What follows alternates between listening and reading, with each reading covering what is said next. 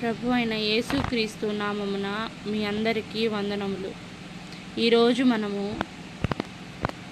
పరిశుద్ధ గ్రంథంలోని క్రొత్త నిబంధన గ్రంథంలో మత్తయి సువార్త 1వ అధ్యాయమును ధ్యానించుకుందాము. అబ్రహాము కుమారుడగు దావీదు కుమారుడైన యేసుక్రీస్తు వంశావళి.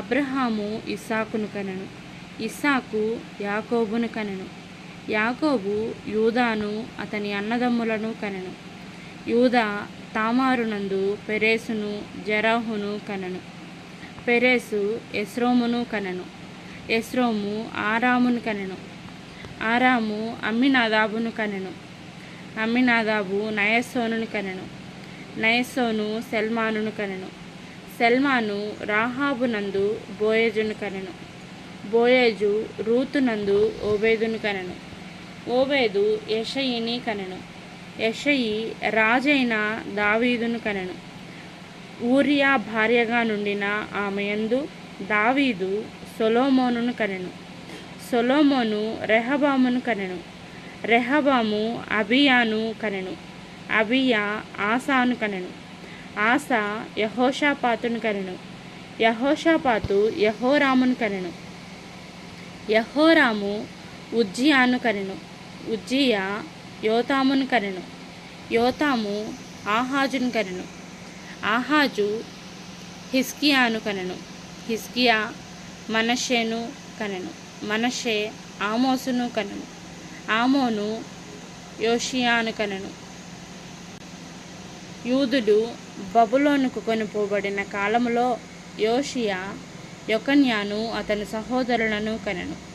బబులోనుకు కొనిపోబడిన తరువాత యొకన్యా షయల్తీయేలును కనెను, షయల్తీయేలు జెరుబ్బాబేలును కనెను, జెరుబ్బాబేలు అబీహూదును కనెను, అబీహూదు ఎల్యాకీమును కనెను, ఎల్యాకీము అజోరును కనెను, అజోరు సాదోకును కనెను, సాదోకు ఆకీమును కనెను, ఆకీము ఎలీహూదును కనెను, ఎలీహూదు ఎలియాజరును కనెను, ఎలియాజరు మత్తాను కనెను, మత్తాను యాకోబును కనెను, యాకోబు మరియ భర్త అయిన యోసేపును కనెను, ఆమె యందు క్రీస్తు అనబడిన యేసు పుట్టెను. ఇట్లు అబ్రహాము మొదలుకొని దావీదు వరకు తరములన్నీ 14 తరములు. దావీదు మొదలుకొని యూదులు బబులోనుకు కొనిపోబడిన కాలము వరకు 14 తరములు. బబులోనుకు కొనిపోబడినది మొదలుకొని క్రీస్తు వరకు 14 తరములు. యేసుక్రీస్తు జనన విధమెట్లనగా ఆయన తల్లి అయిన మరియా యోసేపునకు ప్రదానము చేయబడిన తరువాత వారేకము కాకమునుపు ఆమె పరిశుద్ధాత్మ వలన గర్భవతిగా ఉండెను. ఆమె భర్త అయిన యోసేపు నీతిమంతుడై ఉండి ఆమెను అవమానపరచనొల్లక రహస్యముగా ఆమెను విడనాడను ఉద్దేశించెను. అతడు ఈ సంగతులను గూర్చి ఆలోచించుకొనుచుండగా ఇదిగో ప్రభువు దూత స్వప్నమందు అతనికి ప్రత్యక్షమై, దావీదు కుమారుడవైన యోసేపు, నీ భార్య అయిన మరియను చేర్చుకొనుటకు భయపడకుము.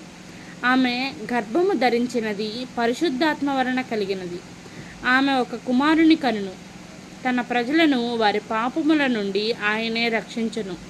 కనుక ఆయనకు యేసు అని పేరు పెట్టుదువనెను. ఇదిగో కన్యక గర్భవతి అయి కుమారుని కనును. ఆయనకు ఇమ్మానుయేలను పేరు పెట్టుదురు అని ప్రభువు తన ప్రవక్త ద్వారా పలికిన మాట నెరవేరునట్లు ఇదంతయు జరిగెను. ఇమ్మానుయేలను పేరునకు భాషాంతరమున దేవుడు మనకు తోడని అర్థము. యోసేపు నిద్ర మేల్కొని ప్రభువు దూత తనకు ఆజ్ఞాపించిన ప్రకారము చేసి తన భార్యను చేర్చుకొని ఆమె కుమారుని కనువరకు ఆమెను ఎరుగకుండెను. అతడు ఆ కుమారునికి యేసు అని పేరు పెట్టెను. దేవుడు తన పరిశుద్ధ వాక్యమును మనందరి వినికిడిలో దీవించునుగాక. ఆమేన్.